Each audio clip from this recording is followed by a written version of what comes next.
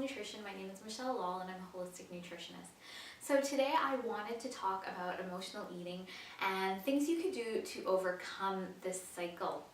So this is an important topic to me, and it's sort of one of the key things that I went through in order to have a more healthy, that I had to bypass to have a healthier relationship with food and just in eating in general. So I've sort of touched upon this in different videos, but I'm going to talk about sort of the key steps that I took to overcome it. And it's not, something that you do overnight. It really is a process, but it can be done, and I'm here to say that. So, for me, I noticed, this is years ago now, but that I would get into situations, or I would just have moments where I would be eating and get to a point where I would eat and I'd be so stuffed I didn't understand how I could have eaten so much. I tend to eat a lot for my size, but this was sort of an exaggerated. I'd have 3-4 kind of meals in one go and not recognize that something else was going on. And so after I ate that much, I would feel really stuffed and really yucky and not feel good at all, and I'd feel guilty, and then I would see this happening, and I would see just like my body not really responding well to this, of course. And at that point I really wanted to be fit and look a certain way, and so I was sort of depriving myself, which was one of the factors in this sort of indulgent eating, but there were other underlying issues going on. And so it's actually when I was teaching in Korea, I realized that this had become, I was becoming more aware that I didn't like this. This was an issue for me. Not everyone was going through this. And so I started looking for resources, and one book that I found that was really helpful was called Shrink Yourself. And it outlined what was going on, and I was like, oh my God, that's me. That's what's happening to me. So essentially, what was happening was I was being triggered by either internally by self-criticism, perfectionism, self-doubt, just something that would make me feel uncomfortable. Externally, maybe someone would say something to me and it didn't feel good. So something was I would really not feel good, and then I jumped to eating food to feel good, because food is pleasurable, physiologically makes you feel really good. Good chemicals are released. So in my brain, I don't want to feel good, it jumps to eating food. So as I really started looking at it, and really looking at the process, what it said was, once you can recognize you're not feeling good, you have that awareness, or maybe it's even before, you think you're hungry.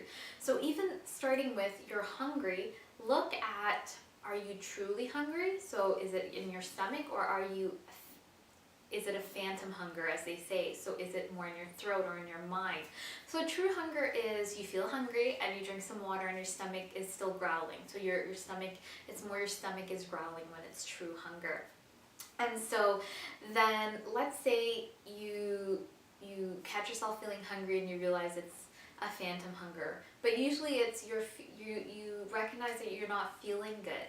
So once you're not feeling good, instead of jumping to food to feel better, you can start to break that habit and then interrupt it by putting in a different habit. Maybe it's you journal, or you go for a walk, you listen to music, you take a bath, something to just not focus on what you're feeling completely. And normally I would say go into your feelings, but in this case, if you're just starting off, maybe just taking a time out, maybe it's 10 or 20 minutes.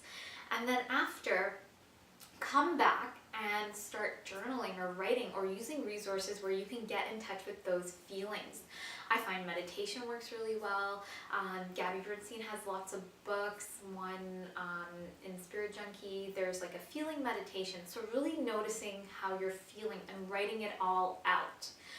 So this gets you in touch with what's really going on. Something triggered you. What's your negative thought? What was the situation? What was your stress? So as you sort of start uncovering what's going on, those are the really root causes and triggers of why you're overeating. And so then you can deal with it.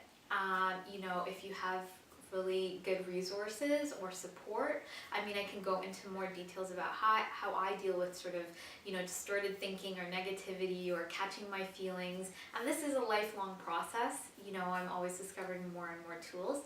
But once you get to that point, you can see maybe there's something in your life that isn't working. Maybe there's someone that's triggering you, or you're in a relationship or something. You sort of see the bigger picture that you're just using food to cover up.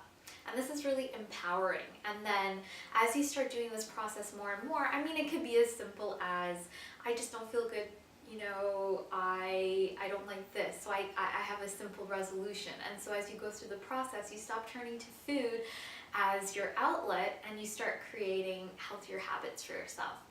And you know, you don't look for food for comfort, although, you know, I think food is nourishing, nurturing, comforting, and you need to be eating the best food for yourself. That's why I'm a nutritionist, because when you fill your body with healthy foods and you have healthy habits, you create a healthy life.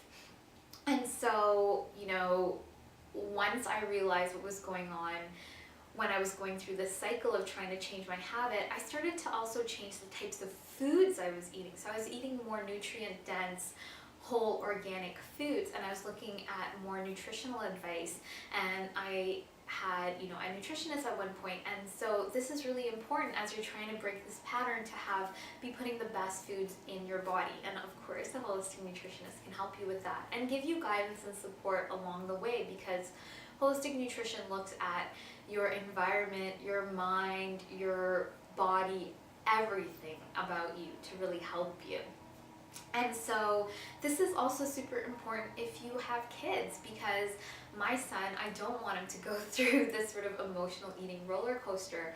And obviously, culturally, I think a lot of cultures, when kids are not feeling good or we're not feeling good, we turn to food. We just, you know, eat this, have ice cream. You know, I don't want my child to be angry or upset, and we don't give them the space to really feel their feelings and to process it and to let it go. And that's super important. And you know, I'm a huge advocate for allowing a child to be how they are. But you know, as adults, you know, maybe our parents didn't know this back then, but as adults now, we can change and break that cycle. So if you have any comments or questions about this, about what I've gone through, or any, you know, I sort of just went through this very quickly. But if you have any comments or questions, please let me know. I'll be happy to reply. Please like this video. Please share it with those that you know need to sort of look at their relationship with food more, or just in general. I think a lot of us just need this in general. And please be sure to subscribe, because I'll be giving tips regularly, and I look forward to sharing more in the future. So thank you for stopping by L.A.L.L Nutrition, and I'll see you soon. Bye.